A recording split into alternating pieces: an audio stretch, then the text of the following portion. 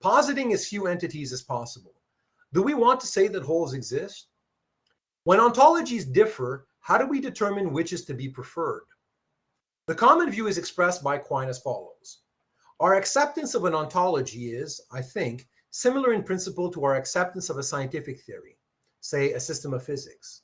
We adopt, at least insofar as we are reasonable, the simplest conceptual scheme into which the disordered fragments of raw experience can be fitted and arranged.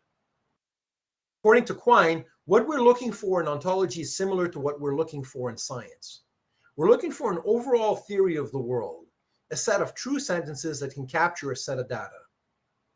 Just as in the search for good scientific theories, one norm that guides us is the preference for theories that are simple, the same is true in ontology.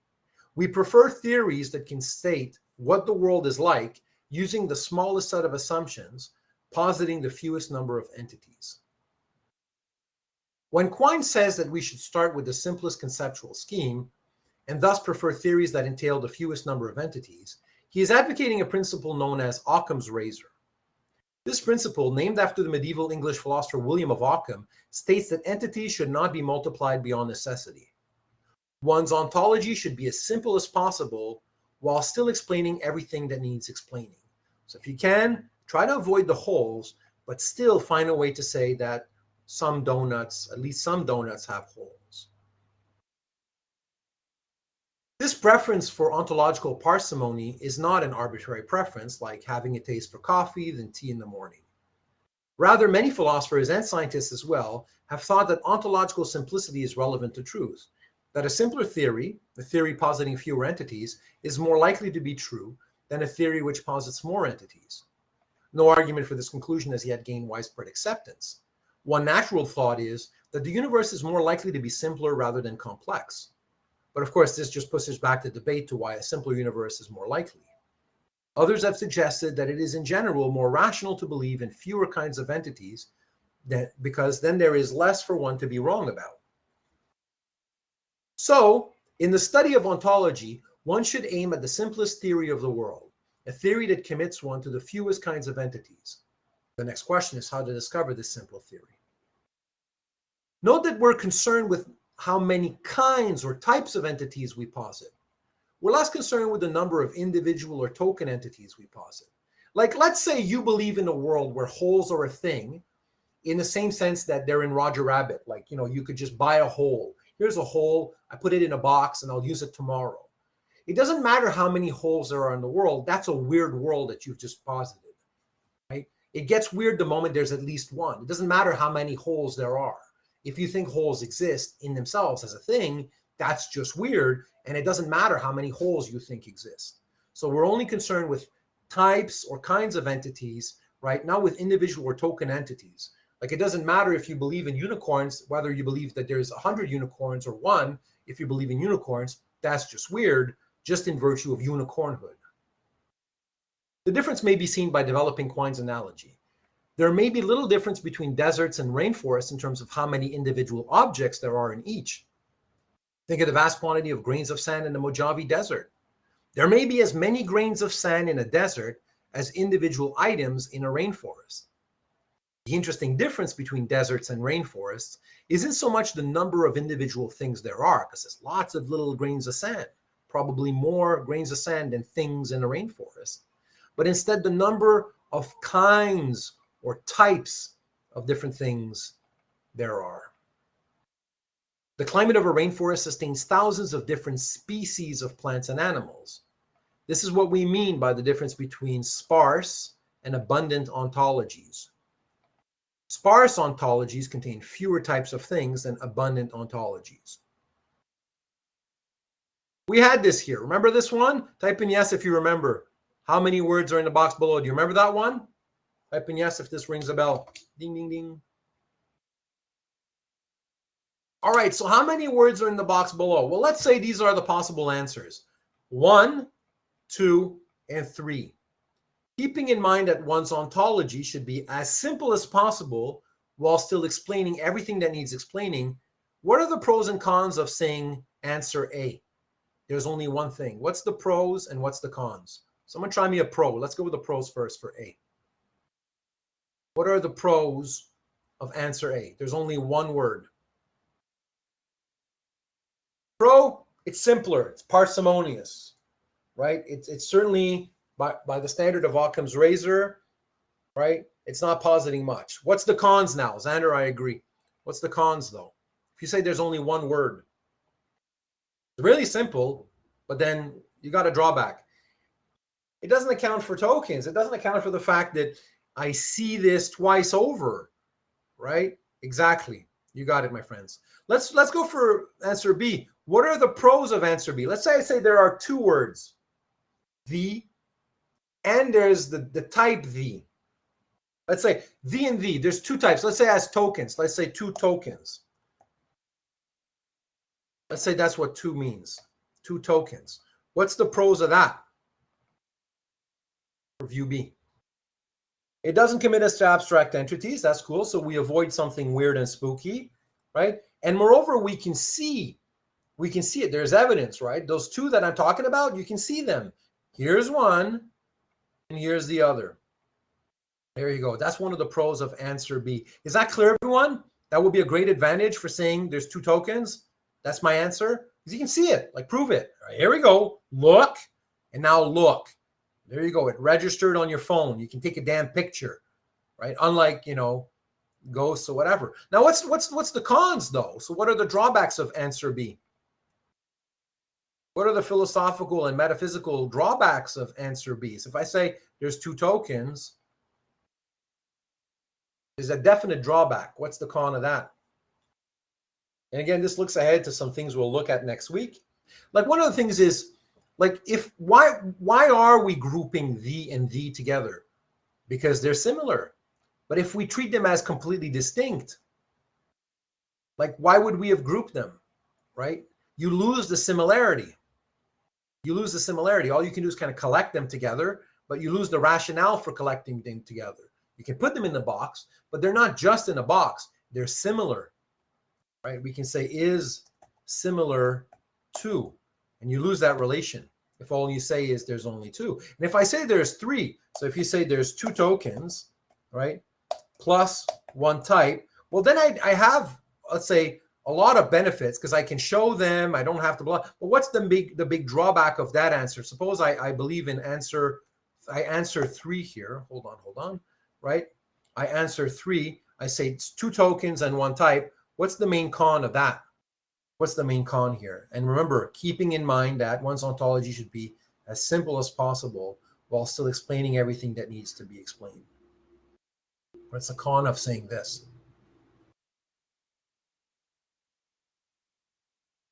Too many entities, exactly, right? Too many entities. I have two types of entities. I've got tokens, the particular things, and the general things now, right? Whereas here I have, let's say, one stuff. Let's say I have one type. That's one thing, the types. Let's say I have two tokens. That's one thing, the tokens. And now I have to have tokens and types, and I've got those things. And so we want to be sandwiched between those two things. And notice here I'm putting things, I want to put this between two pincers. I don't want you, this is super important, I do not want you to understand Occam's razor as one's ontology should be as simple as possible. I do not want you to take away that that's what Occam's razor is. It's not.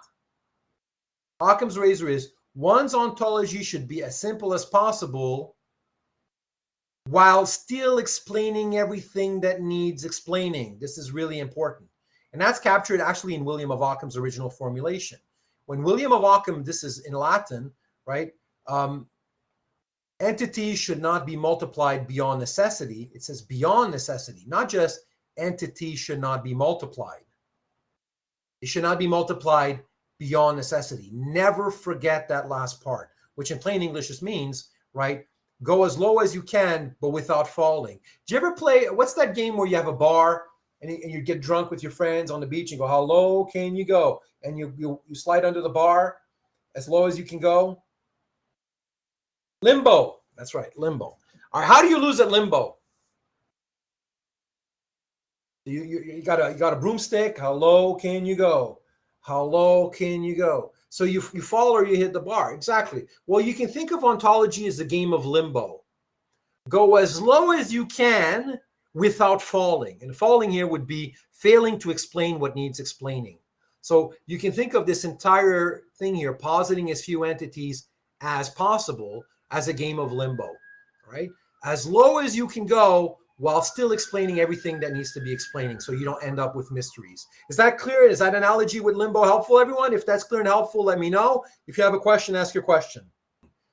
Right? Because if you want to go, yeah, because if you want to go low, it's easy to go low, right? Just lie down on the ground. Can you imagine? This would be really awkward at a beach party. Someone thinks, I understand the rules of this game, and they just throw themselves, right? Flat out on the ground. I win. My kids would do that, right? It's like, no, that's not the point. That's not the point. All right, cool. So how do we do this? Well, what happens when you find yourself in a situation where you want to say that some donuts have holes, but you don't want to say that holes exist? Well, you use what's called the method of paraphrase. What if your best theory of the world, what if you take your best theory of the world, list its true claims, and after following Quine's method, you find that it commits you to some entities that, in virtue of Occam's razor, you'd prefer to shave off? Are you thereby automatically committed to them? Not necessarily. In his essay on what there is, Quine imagines he's presented with a biological theory which contains as one of its claims the following: some zoological species are cross-fertile. As I will discuss in more detail shortly, Quine is a naturalist. This means he wants to believe that the best scientific theories tell him. And so, if the best biological theory says that some species are cross-fertile, this is something he will accept as true. Cross-fertile means, by the way, that they can have offspring with members of other species. Like tigers and lions can have offspring. They're not, the offspring themselves are not able to have offspring. So that's what makes them different species. But you can have lions and tigers can have offspring. They're called ligers. Anybody ever seen a liger before? Type in yes if you haven't, no if you haven't. Like the breed, the offspring of a lion and a tiger. You need to look this up if you haven't, by the way. They're huge. I've seen only videos. They're huge. They look like Battle Cat from He-Man. Like they're bigger than the individual species, the parent species. They're bigger than tigers and they're bigger than lions. But they themselves, there's no such thing as the species liger because they themselves are not fertile. But you know what? Some zoological species are cross-fertile. And as the example of liger showed, this is a sentence we want to commit to ourselves as being true. And so that'd be for step one, right? So Quine is a naturalist. This means he wants to believe what the best scientific theories tell him. So if the best biological theory says that some species are cross-fertile, this is something he will accept as true. And so do I. So from here, he symbolizes this sentence in first-order logic to find out what sorts of entities it commits him to.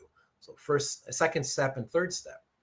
We may use X is a species to stand for X is a zoological species, and X is C to stand for X is cross-fertile. And this leaves us with there is at least one X such that this X is a species and is cross-fertile. And notice when I do my select tool here, I do it, I'm hoping I can do it slower, but track what I'm doing with the mouse. There exists at least one thing. What have we said about that thing? Nothing yet. Such that this thing is a species. Okay, so if I'm the concierge, I know what to look for. It's got to be a species. And it's going to have to be cross-fertile. The same X is going to be cross-fertile. And that seems like a pretty darn good symbolization of this. So far, so clear. If that's clear, type in clear. If you got a question, ask a question. We're going to go somewhere with this, but let's just pause to see if we're tracking what's going on. Some zoological species are cross-fertile. Some means at least one. And tigers and lions, we're good. We got the liger. We're good to go. It's clearly a true sentence. We have evidence for this. Now, when we do this symbolization over here, this regimentation, we can see plainly that the sentence commits us to the existence of species. There has to be, remember, something like that apple that we have to plug into that hole. There has to be at least one thing that is a species. But what are species? Species are clearly not individual animals like lions or tigers. Lions and tigers are members of species. They belong to species, but they are not species themselves. So there's a difference. How much does a particular lion weigh? I don't know, maybe 200 kilo, 100 kilos. I have no clue. How much does the species lion weigh? Tell me in the chat. The species lion, how much does it weigh? A particular lion can weigh a certain weight in kilogram. What is the weight of the species lion? How much does humanity weigh? I'm not asking how much does Xander weigh. I'm not asking how much does Nigel weigh. How much does humanity weigh? Right? We're talking about the species as the collection of belonging to, the things that belong to the class, right? But the species itself weighs what? It weighs absolutely nothing. Right? How much does freedom weigh in kilograms? Yeah. You believe there can be free people. You can be free items. You can believe that there's free acts, free things. But freedom itself weighs nothing, right?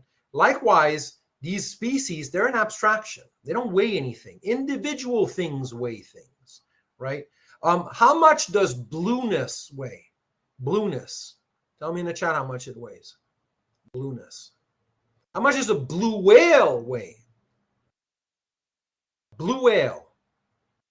Blue whale is blue. How much does the blue whale? A lot. But blue doesn't weigh anything. So the particular whale weighs something, but whalehood, membership to the class, that doesn't weigh anything. Right?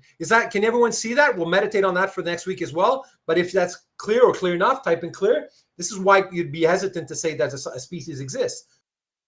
And here we have a commitment to species, and at least one X that satisfies is a species, right? Yeah, you would be committed. So we're going to have to do a detour for that, right? And so, like, if I tell you that something exists, but it doesn't weigh anything, we're probably off to a bad start. It exists, but it doesn't weigh anything. Now, species are abstract entities.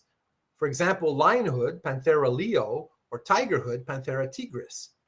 Perhaps you might think of them as sets, a kind of mathematical object that contain individual animals as their members. Quine himself is skeptical of the existence of abstract entities. Quine is happy to accept the existence of individual animals like lions and tigers, the individual ones, the ones that you could call a name and that you have to feed and meat and that poop, but not abstract entities like species. But what does this mean for the acceptance of the biological claim that we just mentioned, namely that some species are cross-fertile, which we want to start at step one as saying is true? So what does that mean for the acceptance of this claim? Since this sentence, when regimented, reveals itself to require commitment to abstract entities like species, then it looks like Quine must make the choice: accept abstract entities like species or reject the biological theory. Here's where the loophole comes in. Quine says there's a third alternative. When we say that some zoological species are cross-fertile, we're committing ourselves to recognizing as entities the several species themselves, abstract though they are. We remain so committed until we devise some way of paraphrasing the statement so as to show that the seeming reference to species on the part of our bound variable was an avoidable manner of speaking. Quine gives himself a way to accept a biological theory while at the same time rejecting the existence of abstract species. He allows that in the process of regimentation at step 2, one may paraphrase the sentence to avoid quantification over entities one does not wish to countenance or regard as true or regard as existing. Just give simpler language. So instead of symbolizing some zoological species are cross-fertile as this, which is, as Quine notes, would commit us to the existence of species, one might try to instead regiment it in such a way as to only entail the existence of concrete entities like animals. Here's one attempt based on the understanding that what it means for two species to be cross-fertile is for those members of those species to be able to mate with each other and produce offspring. There exists an X, at least one, and there exists another thing Y, such that this X is a lion and this Y is a tiger, this other thing is a tiger, and X mates with Y to produce offspring. So you can go like this, right? ... mates with ... to to produce offspring. So a three-part relation, mates with to produce offspring. Kind of like we were borrowing the pen from, right? Three-place relation. So we got this, and then we say, and there exists an X and there exists a Y such that, let's say B here is a bear. What X is a bear and this Y is, let's say, an elephant, right? And this is an or here. Sorry, I have to put a disjunction. I'm missing some signs because I redid the notation. All right, here we go. Or there exists at least, and so on. So bears, elephants, they can have kids. Zebras, cobras, they can have kids. Lions, tigers, they can have kids. And this is an or. And or means what? Remember when we were introducing or? How do we paraphrase this chevron here when we did the first symbols in or? What do we call it? So when we said or, we said another way of saying or is when we introduce the disjunction, yeah. And in plain English, what does this disjunction say? So if I have something that's dot, dot, dot, and then I have or, dot, dot, dot, what does it mean in plain English? It's dot, dot, dot, right? You say or, either or, so at least dot, dot, dot, or dot, dot, dot. This is what this means in English. At least this or that, at least one. And we're going to string this together. So you see the dot, dot, dot. We keep on going, combining lions, tigers, bears, elephants, zebras, and cobras. Now, by the way, bears and elephant, can they have kids? Yes or no? Just check in with your common knowledge here. Bears and elephants, can they have kids? No, they can't. But what are we saying in this long sentence? This long sentence is a string of disjuncts. It's a string of or, at least one, at least one. So here we have lions and tigers, bears and elephants, cobras and zebras also can't have kids, but one of them we know is the case. And what we said is at least one, at least one, at least one, right? And we've got at least one. And notice these are all now sticking to particular things, in at least one actual meat-eating, weighs a certain amount of kilos thing that is a lion, and at least one particular poops, eats meat, and weighs a certain amount of kilos thing that is a tiger, and they can have a kid. Or, and then you keep doing that for all of the animals. So in English, this long sentence says, either some lions mate with some tigers and produce offspring, or, could be another one, some bears mate with some elephants and produce offspring, or some zebras mate with some cobras and produce offspring, right? And you can say here, at least some, right? Or, where this sentence is continued to include all possible animal pairings. Now, this would be a long sentence, but still, it's easy to see that, according to the rules of first order logic, this sentence will only commit us to the existence of concrete things, individual animals like lions, tigers, and cobras, not the species. Right? So an individual thing and an individual thing and an individual thing and an individual thing. And you can kind of rinse and repeat even within this to try to get rid of the appeal to is a lion, right? But you don't have the species themselves. We don't have to say plug in here. We can plug in a meaty thing. We don't have to plug in a species thing, right? Yeah. You can call them tigers and lions because these are repeatable predicates, right?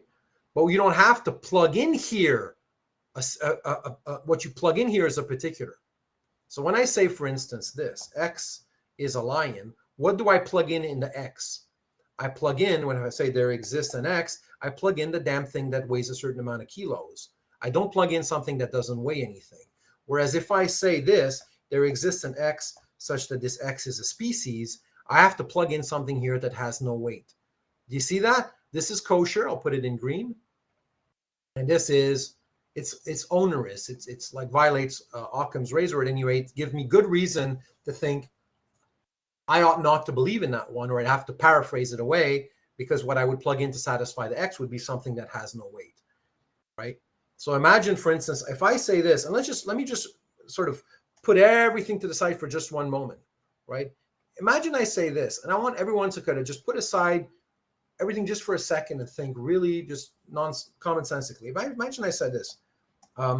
I think that something exists,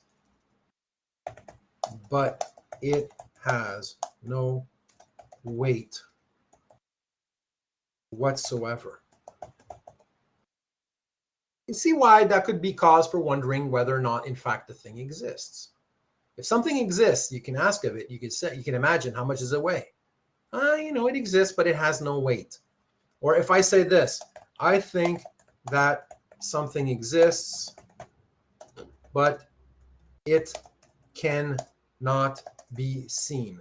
It's a damn good reason for wondering whether or not that thing in fact exists, right? If I say, I think that something exists, but it cannot be located at any particular spot. That's a damn good reason for not believing these things. Having no weight, you can't see it, it's at no particular spot. These are damn good reasons for not believing that something exists, but for disbelieving in its existence. Can everyone see that? Type in clear if that's clear. Question if you have a question. Like if that's what you end up saying, I'm going to go start saying maybe there's no such thing, pal. Sorry. Starts to look a little bit like a ghost, right? Which country owns doghood? No country. Particular countries have particular dogs, but no country has doghood.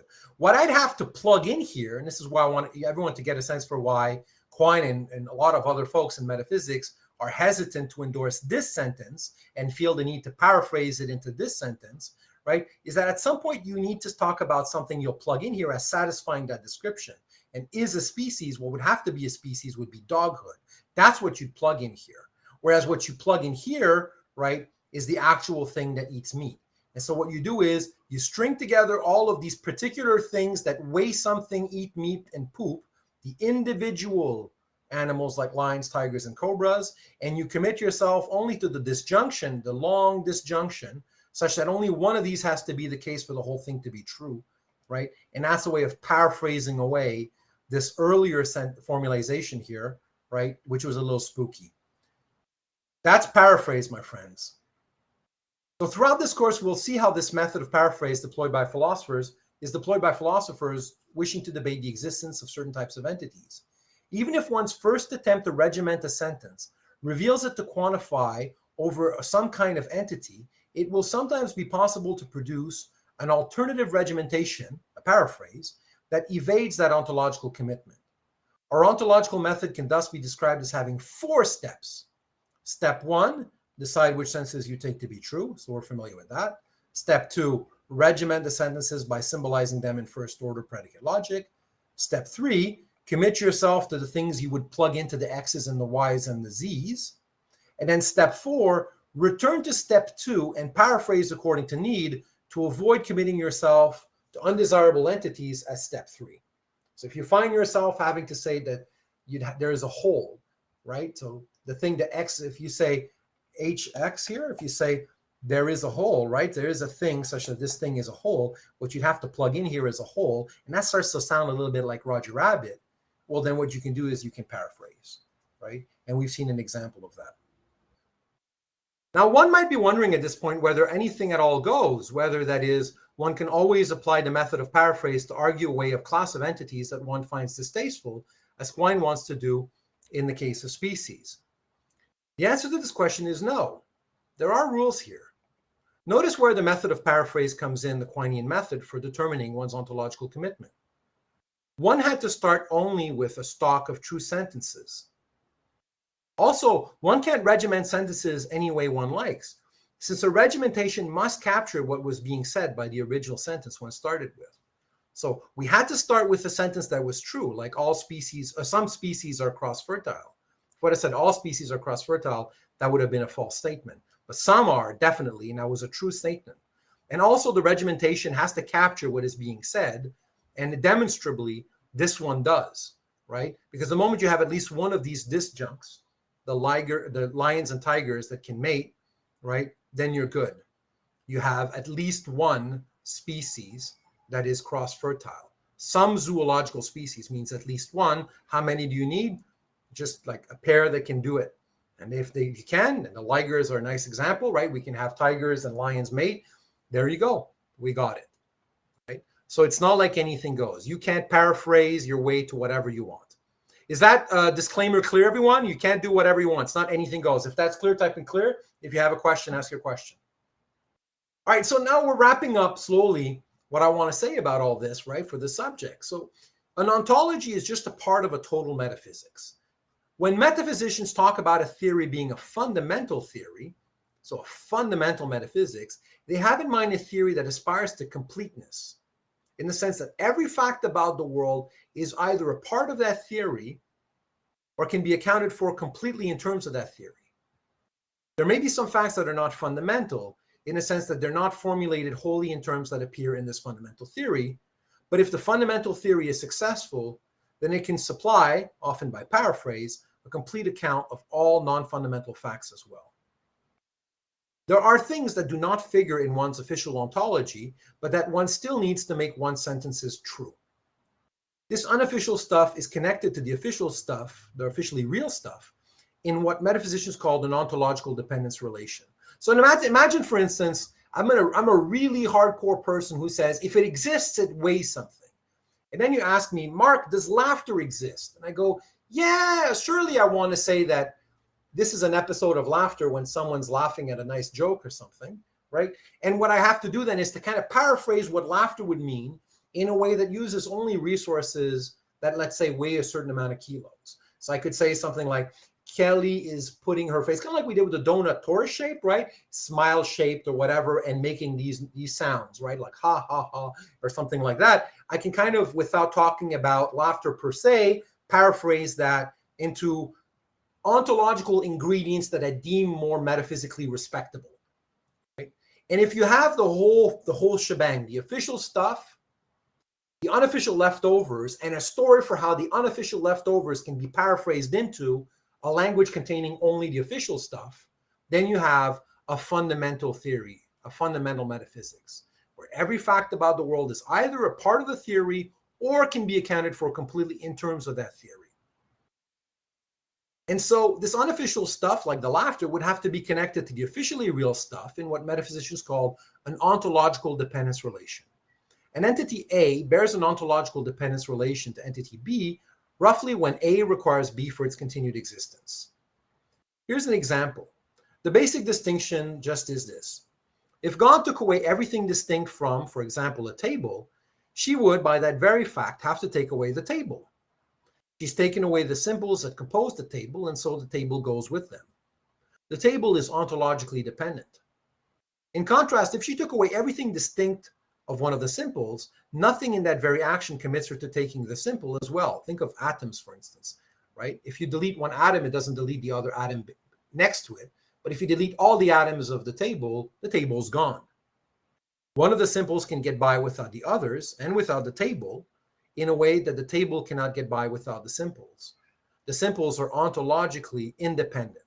So let me put this as a slogan. Tables depend on atoms. Atoms don't depend on the existence of tables. Do you agree?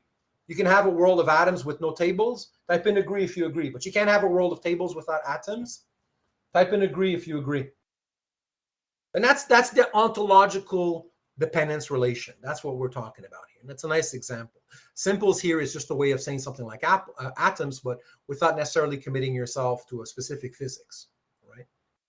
And this illustrates how one kind of entity, a table, may be ontologically dependent on another kind of entity, some simples or physical particles, which themselves ontologically depend on no others.